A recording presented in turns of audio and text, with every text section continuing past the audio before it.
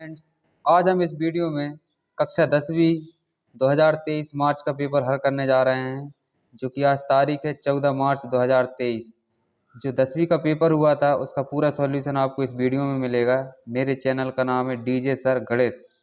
आप अपनी स्क्रीन पे देख पा रहे हैं कि आज कक्षा 10वीं का पेपर किस तरीके से आया हुआ था। सीरियल नंबर दिया है, ये सेट नंबर डी है।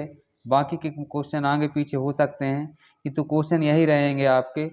तो आप देख सकते हैं क्वेश्चन नंबर पहले का आंसर उचित विकल्पम चित्वा लिखत, यानी कि सही विकल्प के आंसर आपको टिक करने थे। तो मैं क्या देखता हूँ कि पहले का आंसर आ है, इसी तरह दूसरे का आंसर आप अपनी स्क्रीन पे देख पा रहे हैं, इसी तरह तीसरे का आंसर भी आप अपनी स्क्रीन पर देख पा रहे हैं। और इसके बाद हम चलते हैं अपने इसी में अगले क्वेश्चन की तरफ। तो देख सकते हैं कि चौथे का आंसर क्या है आपका एव है, पांचवे का आंसर आपका एक वचन, वैसे ही छठवें का आंसर सप्तमी। और क्वेश्चन नंबर दूसरा जिसमें कि आपको आया था केवल आम और ना लिखने को, तो आप अपनी स्क्रीन पे देख सकते हैं कि कौन सा आम है कौन सा ना है। इस तरीके से हमारा क्वेश्चन नंबर दूसरा हल हो जाता है। और हम रुक कर लेते हैं अब क्वेश्चन नंबर थर्ड की तरफ, यानी कि तीसरा, जो कि पूछा गया था युग्म मेलन, यानी कि सही जोड़ी आई हुई थी। तो आप सही जोड़ी ये अपनी स्क्रीन पर आसानी से देख पा रहे होंगे। अब चलते हैं हम क्वेश्चन नंबर 4 की तरफ, जिसमें ये बताना था कि एक पदेन उत्तरम लिखत। तो ये जितने भी एक पद वाले उत्तर थे, मैंने सारे उत्तर यहाँ पे लिख दिए हुए हैं ऑलरेडी पहले से। आप अपनी स्क्रीन पर आसानी से देख पा रहे होंगे कि किस प्रश्न का कौन सा उत्तर है, समझिएगा। और अब चलते हैं हम अगले क्वेश्चन नंबर 5 की तरफ, जिसमें ये पूछा था कि खाली स्थान भरने को कहा गया था। तो कौन से नंबर का कौन सा ऑप्शन सही है, तो ये अपनी स्क्रीन पर आप आसानी से देख पा रहे हैं। मैंने सब क्वेश्चन को टिक किया हुआ है और लिख भी दिया है। ठीक, अब 6 से 10 प्रश्न तक के जितने भी क्वेश्चन हैं उनको एक वाक्य में आपको पूरा लिखना था। तो आप उन प्रश्नों के उत्तर यहाँ पे देख सकते हैं।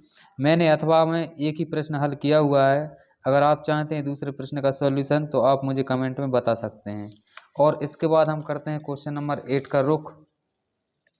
तो क्वेश्चन नंबर 8 का आंसर ये लिखा हुआ है। ठीक वैसे ही क्वेश्चन नंबर 9 का आंसर आप अपनी स्क्रीन पे ये देख सकते हैं। और इसी तरह आप 10वें और 11वें क्वेश्चन का आंसर भी आप यहाँ पे देख सकते हैं। ठीक है, तो मैंने ये वाच्य परिवर्तन वाले भी यहाँ पे कोई दो करने का बोला था, तो मैंने दो हल कर दिए हैं। 10वें क्वेश्चन नंबर तक के आंसर देख लिए थे। अब हम इसमें देखेंगे क्वेश्चन नंबर 11 का आंसर, जो कि आपकी स्क्रीन पे देख पा रहे होंगे। इसमें बोला था कोई दो ऑप्शन करने को, तो दो मैंने कर दिए हैं।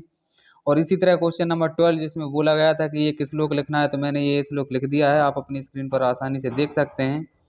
ठीक इसी तरह क्वेश्चन नंबर 13 में बोला गया था कि प्रश्न निर्माण करो, तो इसका मतलब प्रश्न निर्माण करना था। तो ये काले डार्क शब्दों को हटा करके आपको ये लाल अक्षरों में जो शब्द लिखे हैं इसको लिख के आते, तो आपका प्रश्न निर्माण हो जाता। ठीक इसी तरह अब हम चलते हैं क्वेश्चन नंबर 14 की तरफ, जिसमें बोला गया था किसने किससे कहा। तो ये अपनी स्क्रीन पर आप आसानी से देख पा रहे हैं कि किसने किससे कहा का आंसर ये लिखा हुआ है। ठीक इसी तरह क्वेश्चन नंबर 15 में बोला गया था कि अशुद्ध वाक्यों को आपको शुद्ध करना था, तो मैंने शुद्ध करके लिख दिया हुआ है, आप अपनी स्क्रीन पे आसानी से देख सकते हैं। ठीक इसी तरह क्वेश्चन नंबर 16 पे चलते हैं, जिसमें खाली स्थान सही करने को कहा गया था, तो मैंने ये खाली स्थान आपकी लिख दिए हुए हैं, सही कौन से हैं आप अपनी स्क्रीन पे आसानी से देख सकते हैं। ठीक इसी तरह क्वेश्चन नंबर 17 में बोला गया था कथा क्रम संयोजन, तो आप देख सकते हैं कि नीचे से ही इनका सही क्रम है, तो मैंने उन क्रमों को लिख दिया हुआ है। आप इनको इस तरीके से लिख के आते तो आपका घटना क्रम के अनुसार एकदम सही हो जाता। ठीक है, इसी तरह हम लोग क्वेश्चन नंबर 19, 18 का रुख करते हैं। तो देखते हैं कि क्वेश्चन नंबर 18 का आंसर हमारे पास ये हमारी स्क्रीन पे दिख रहा है। ठीक है, तो ये हमारा आंसर है। फिर इसी तरह क्वेश्चन नंबर चलते हैं हम लोग 19 की तरफ। तो क्वेश्चन नंबर 19 हमारा ये, जो कि रेड अक्षरों में मैंने पूरा आंसर लिख दिया हुआ है क्या इसका सही आंसर है। और अब हम चलते हैं क्वेश्चन नंबर 20 की तरफ, जिसमें ये पूछा गया था कि आपको उत्तर लिखना था एक नाट्य को देख करके, तो मैंने इनके उत्तर लिख दिए हैं। अगर आपको बाकी के प्रश्न यानी कि अथवा का भी आंसर चाहिए तो आप मुझे कमेंट में बता सकते हैं। ठीक इसी तरह आप लोग को प्रश्न 21 में बोला गया था कि संस्कृत भाषा में आपको एक अवकाशार्थम के लिए निबंध एप्लीकेशन लिखनी थी, या फिर आमंत्रित करना था अपने मित्र को स्वयं की बहन की विवाह के लिए। तो ठीक आपने लिख दिया होगा, ऐसी मैं आशा करता हूँ। अब चलते हैं question number last, second last, जिसमें पूछा गया था कि अपठित गद्यांश में आपको आंसर लिखने थे, तो मैंने इन सब के आंसर लिख दिए हैं। तो आप अपनी स्क्रीन पर आसानी से देख पा रहे हैं कि किसका कौन सा आंसर सही है। और इसी तरह अब चलते हैं हम क्वेश्चन नंबर 21 की तरफ या 23 की तरफ। इसमें आपको पूछा गया था कि निबंध लिखना है, तो संस्कृत भाषा का मेरे हिसाब से बहुत सही निबंध होता है। उसके अलावा कवि कालिदास का। तो आशा करता हूँ कि आप लोगों ने भी लिख दिया होगा। Thank you.